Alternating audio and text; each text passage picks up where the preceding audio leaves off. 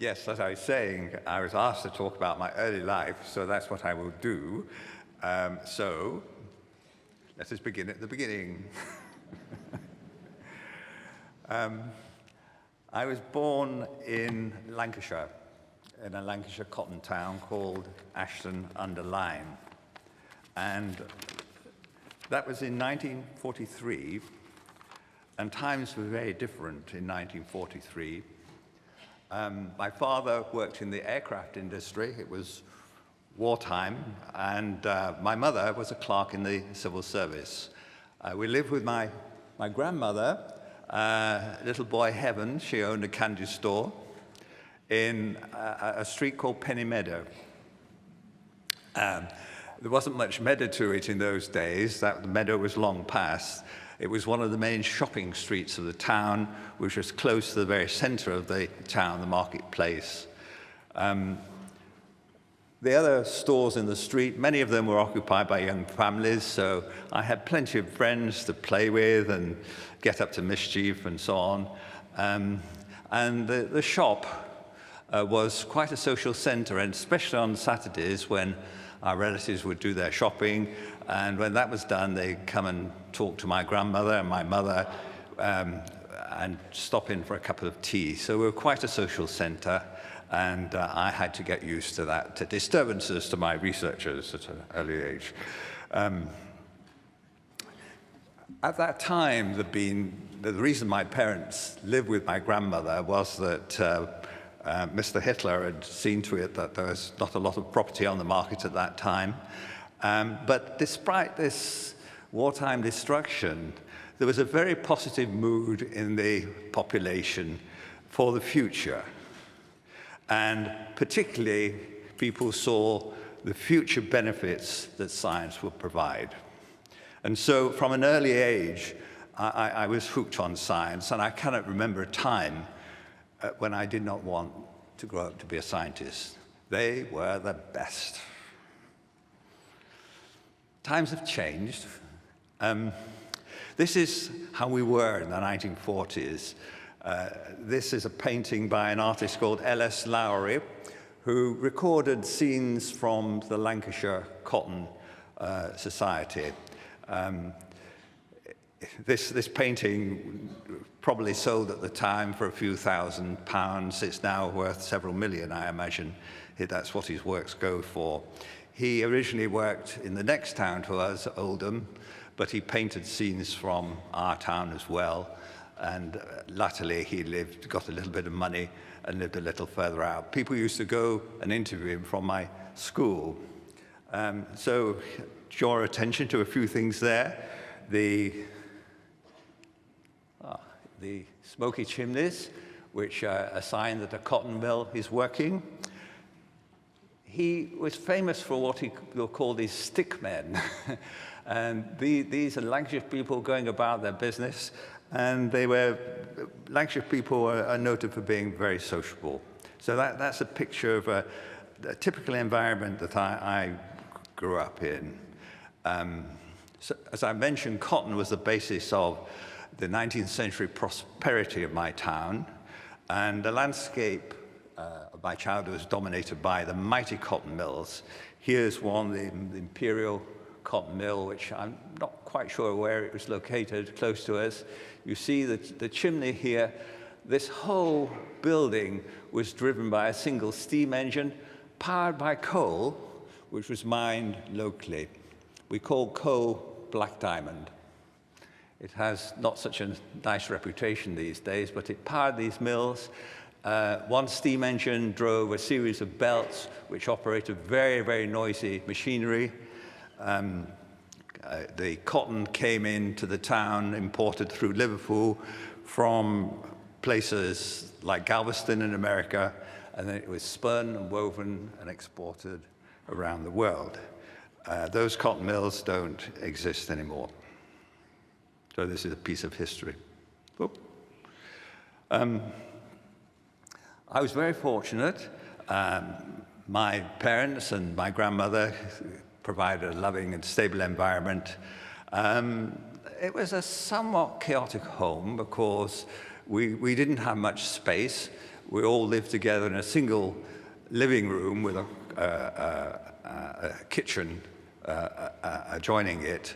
And the things which were going on there, constant stream of visitors, customers in the store, my father's singing lessons, singing scales, oh dear, not to mention my messing about with chemicals. And the family was very close, particularly on my mother's side. My grandmother was widowed when her children were in their teens, and she was left to bring up my mother and my uncle.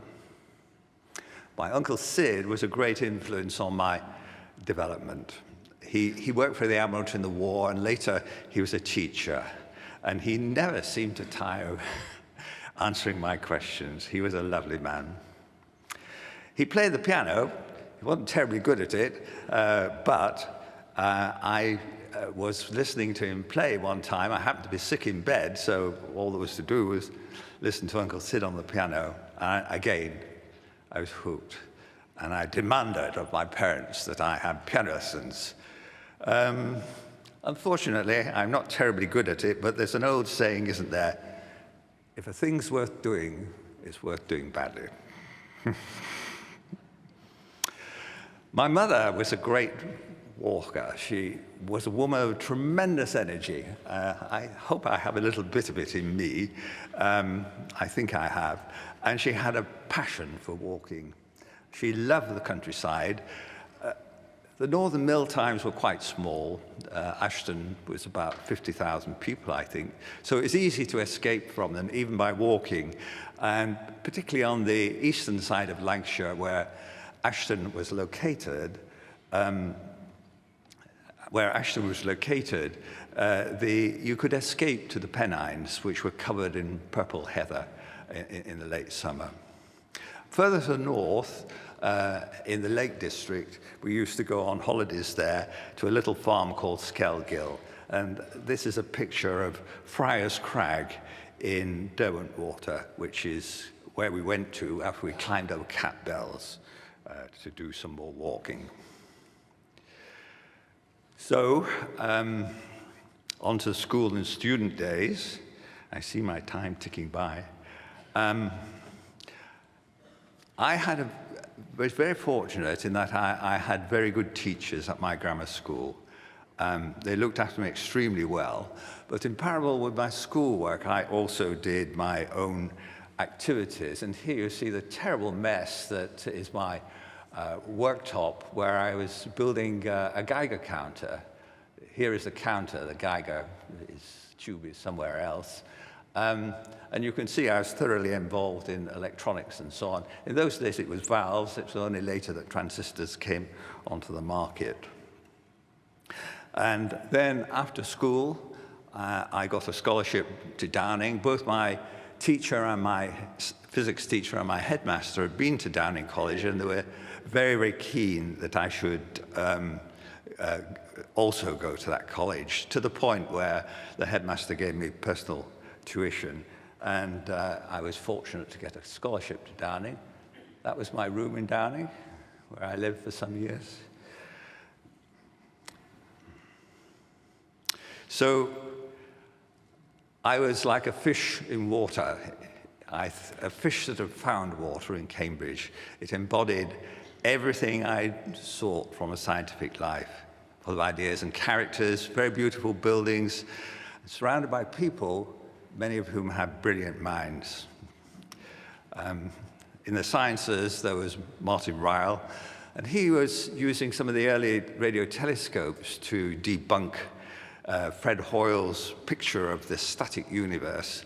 And they used to have quite acrimonious debates about who was right, and it turned out that Ryle was right, the universe was expanding. Not only that, but there was Crick and Watson. They did their work in a little shed that looked like a bus shelter, which was overlooked by the office where I worked for my PhD, and much more. And then on the arts side, there was more music in Cambridge than you could possibly attend, and I particularly gloried in the organ music, which provided in the college chapels. This was my new world. So, with that introduction, which has taken more longer than I intended, let me talk about some of the research which led to my obtaining this wonderful prize. And I hope to show that my work has its origins in very fundamental things, but that these fundamental things can lead on to practical things, which in turn can lead on to things which people actually want to buy because they're useful in their everyday lives. It's been a long story because some of this research that I'll show you is quite old. So there are some of the pictures which I'm going to show. So the first question I guess you would ask of me is, what is this metamaterial that we keep talking about? Quite simple to explain. So an ordinary material consists of atoms, and it's the properties of the atoms that ultimately determine how a piece of glass behaves. And you don't see the individual atoms. It's a sort of average over what each atom does. It's a very collective thing that you see in the response of glass. But the things which respond don't have to be as small as atoms. They just have to be smaller than the wavelength. And there's a lot of space between the size of an atom, which is, 10 to the minus 9, and a nanometer across or less, much less.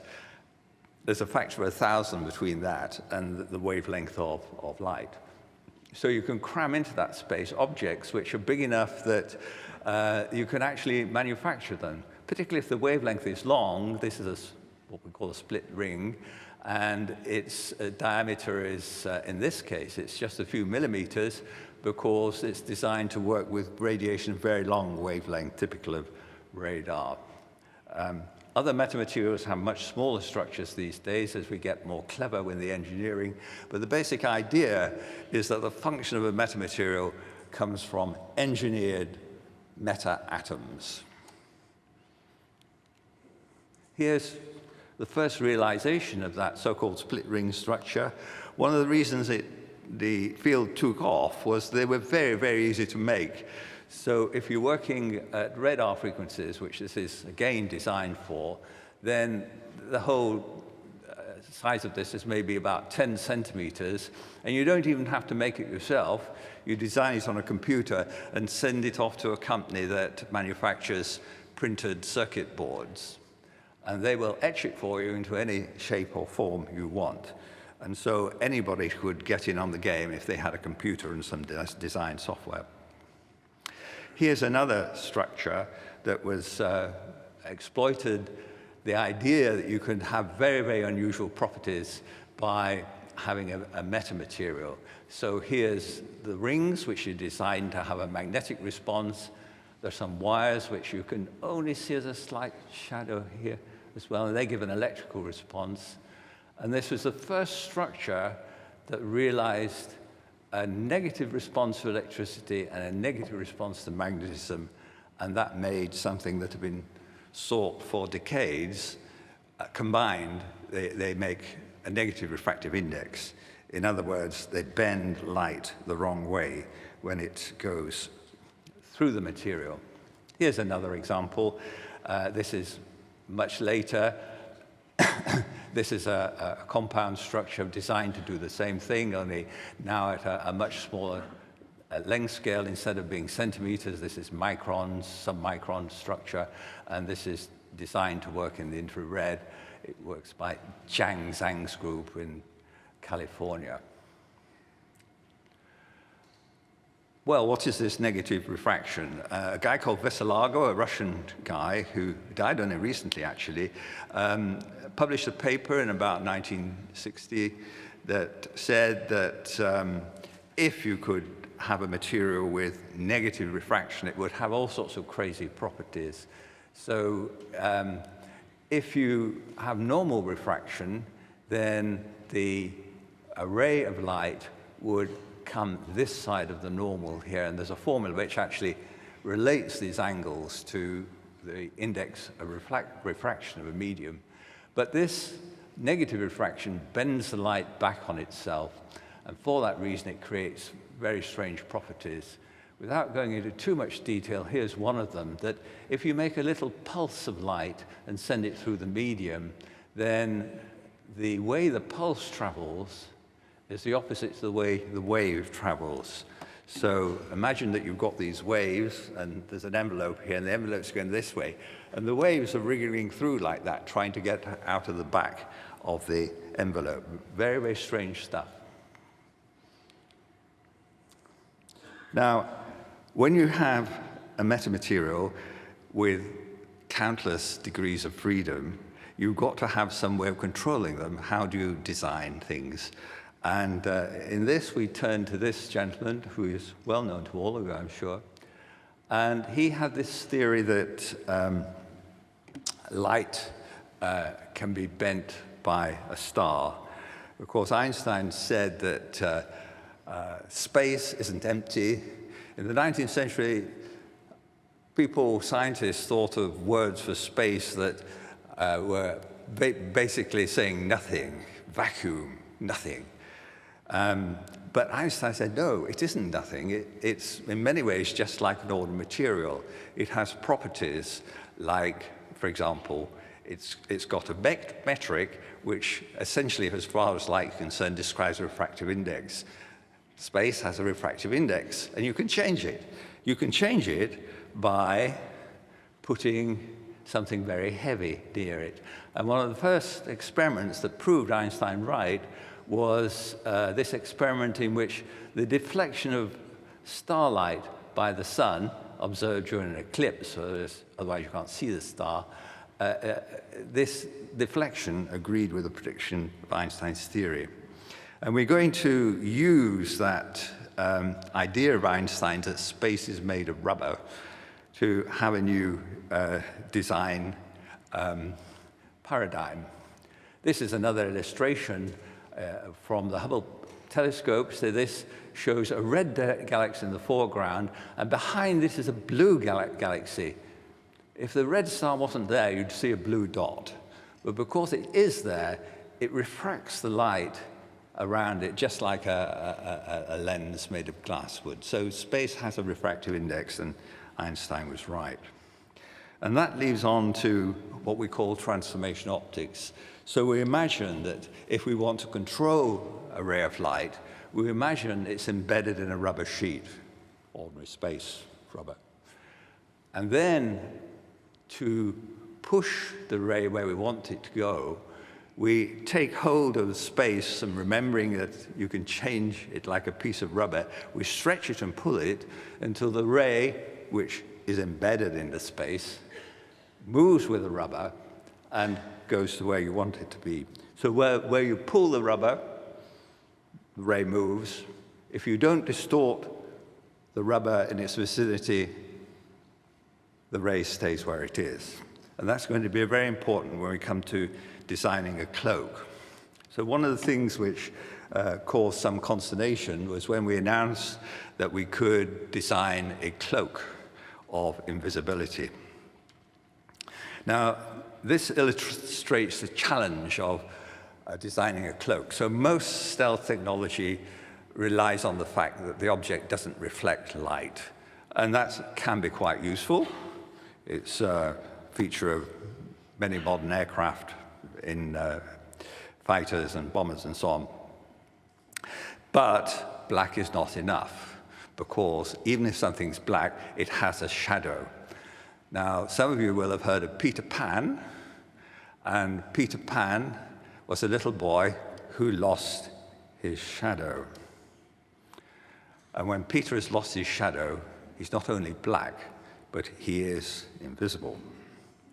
So how do we make a shadow disappear? Well, here's a story. You employ transformation optics. So the idea is that you mustn't touch what happens in this inner sphere here. So you mustn't distort anything here, and you mustn't distort where the rays go outside here, because if the rays don't go where they would have done if there was nothing there, you know there was something there. And so you're only allowed to mess with the stuff here. So I'm going to take this bit of rubber, which is space, here, and I'm going to stretch it and pull it until all the rays of light are expelled from the inner region and are all concentrated in the cloak. But I am not going to do any stretching and pulling here.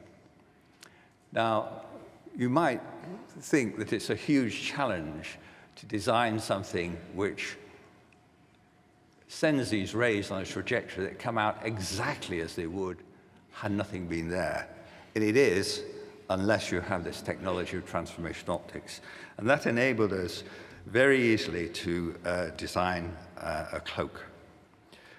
You could indeed write down the formula for the cloak. And it proved a great sales pitch for metamaterials and transformation optics, because people said if you could solve this apparently very, very difficult problem so simply, maybe these things could solve simple problems very easily, and so it proved. I'll move on to discuss negative refraction, because this is another idea which caused a bit of a storm. Vesilago already knew that if you could bend light the wrong way as it entered negatively refracting medium, inevitably it would come to a focus here. So here's the rays, they bend the wrong way, and they come to a focus. And by the way, they come to a second focus here. And he knew that his negative refracting material could make a lens. The only problem was that at the time he wrote the paper, that there was no such material, and that situation continued until metamaterials came along. And, okay, now, I alluded to a rainy Sunday morning in my little talk I gave earlier, with the video you saw, and on that rainy Sunday morning, what I was thinking about was this lens, and I realized that a very old law called Abbey's law wasn't true. And the law says that with an ordinary microscope, you can't see anything smaller than the wavelength of light, which is about 1/2 millionth of a meter. And that may seem very small, but that's just the size at which cells start to be interesting. You can't see inside a cell with an ordinary microscope because it can't resolve what's in there. And so this was thought to be an ironcast law, except that on that rainy Sunday morning, I realized that there was more to Vesilago's lens than had been realized, that if you made it in the right way, it was perfect. It could be perfect, but there's the catch. You have to make it in the right way. Here's an approximation to it. This, again, is in the Jang laboratory in Berkeley, and they made an approximation to the lens out of a piece of silver. So there's a lens, there's a spacer there, and there's the thing they're looking at, which is a bit of chromium. And since things are too small to see with a microscope, you actually have to write them in essentially a bit of photographic film, which we call a photoresist. So you send the light in here, it's got 365 nanometers wavelength, and you're trying to see something which is a few tens of nanometers across. So how are you doing? Well, here's an image of the grating, and you can see that although the structure of the grating is on a scale of few 60 nanometers or so, you can resolve it with this technique. More impressive is this figure here, where you're looking at the word nano in the chromium. There's a 2-micron scale. This is what you see if you don't see any lens, have any lens. And then, if you put the silver lens in place, it's like putting your spectacles on. All comes into focus. And this is a scan across, which shows that you have, in fact, improved the resolution from what would have been about 320 nanometers, which is what you see here, to 90 nanometers. Okay, not perfect, but a lot better. Now, in the time remaining to me, I want to show you how these ideas which spring from Einstein and Maxwell's equations and so on, and in which we've had some playful experiments which were really demonstrators of the theory and not designed for practical things at that stage, but showed that practical things could be done. And I just want to spend the remaining time whizzing through some of the many applications which metamaterials have spawned. So here's one early one, and what you're doing here is this remote controlled vehicle which has to communicate with a satellite. And the conventional way of doing that is having a satellite dish, which is heavy, has to be steerable to follow the satellite. Far better to have what's called a phased array, which is normally very expensive because it's full of transistors, but this phased array is made out of metamaterials. Turns out you can very easily change the property of a metamaterial, and that enables this, without it physically moving, to point at any part of the sky you want. And this is being developed by Acoustic. They're also developing this same technology to ease your passage through airports. Now you have to have a terahertz scan. You go in this thing and things whiz around, complete nuisance. With their technology, you can walk past the machine, and as you walk, you'll be scanned, stopped if there's anything wrong, but free to proceed if not. It's also been applied to MRI. This is my colleague, Richard Sims. He's developing technology to improve the speed of MRI scanning. So magnetic resonance imaging, the signal is a magnetic resonance, a beautiful, pure magnetic field, which in present technology, we promptly turn into an electrical signal, which then has to make its way through a very noisy environment. Richard's idea is to keep the magnetism and design not a conventional wire which conducts electrons, but a wire which conducts magnetism, and that keeps the signal pure. You can have lower noise levels. The scan doesn't take 20 minutes. It takes 2 minutes or so, and you can do more scans. So that's one useful thing you can do with metamaterials. This is another. This actually generates the terahertz radiation, which you would use in that scanning technology I showed. And what you're doing here is you're taking a device which generates terahertz waves, but isn't very good at sending them out to you. And on top of it, you pile a metamaterial structure, which is very good at extracting the power from that device. This is from the Capasso group in Harvard. Another favorite of the Harvard group is they're making lenses which are extremely thin. So this isn't a split ring, but it's a sort of semi-split ring. These are little resonators, which are very much sub-wavelength. And you can see they change their orientation and the shape. And the idea of that is it's like changing the refractive index of a lens. The difference to an ordinary lens is that this lens can be just a few nanometers thick. So you can make very, very, very thin lenses using metamaterials. What else? Yes, I thought I'd show this one.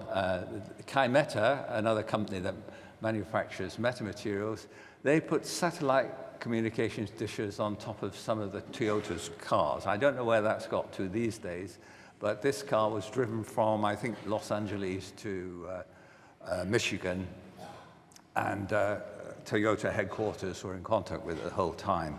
And the idea is that one day your car will have antennae like this on the top, and they will continuously be in contact with whoever.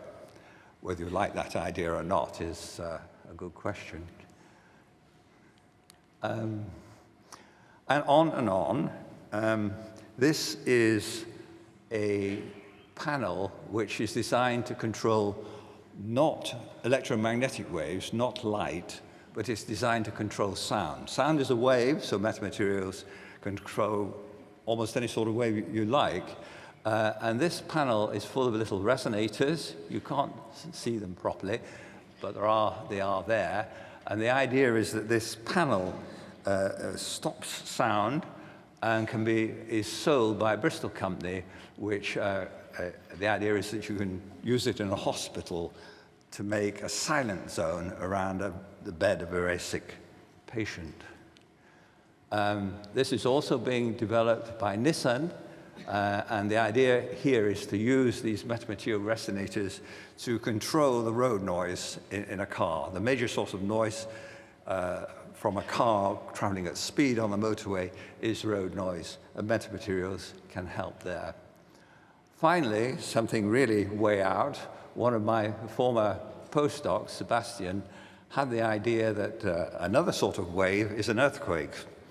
It's really a wave, and if you can deflect it away from really sensitive objects like nuclear power stations, then that might be something useful. And this is a very sort of crude metamaterial. It's made by drilling holes in the ground. So here you can just about see these holes in the ground. And it's not a cloak at this stage, but the idea is to see if this structure alters the way that waves move through the earth. And there he's persuaded an oil company to lend him this thumper truck. Here's a heavy weight, which is going to be hoisted up here and then come down like that, thump on the ground, and send the waves out. And then they ask the question, does this structure send those waves where we're trying to send them? And the answer is yes, and it's published here in Physical Review Letters. So I'm afraid I don't have time to explain this slide in detail, so let me just talk around it. What next for metamaterials? Metamaterials are structured in space, and that's what gives them their unique properties. But there's another dimension, and that's the dimension of time. So if you can change something in time very, very rapidly and keep on doing that to shape something. So imagine that you have some sort of modulation of, say, the refractive index, and that will affect the way light moves. But if you can also make that modulation move, that will do something very different. Now, the key thing about that is if you start mucking about with time, you break a very, very strict law which holds for things which don't vary in time. And that is, if things don't vary in time, the equations of physics are reversible in time. So you can send things forward and backwards. And that's both an advantage and disadvantage. It implies energy conservation. But if things change in time, that's broken. It's no longer a law. You may have other laws, but you lack that one of energy. And you can make structures like this, which will take an ordinary plane wave, squeeze it, put energy into it. And in London, we're exploring the possibilities of these crystals in time, which will do even more extraordinary things than regular metamaterials. So with that, I thank you for attention, and I leave you with my conclusions, as I'm already over time. So thank you.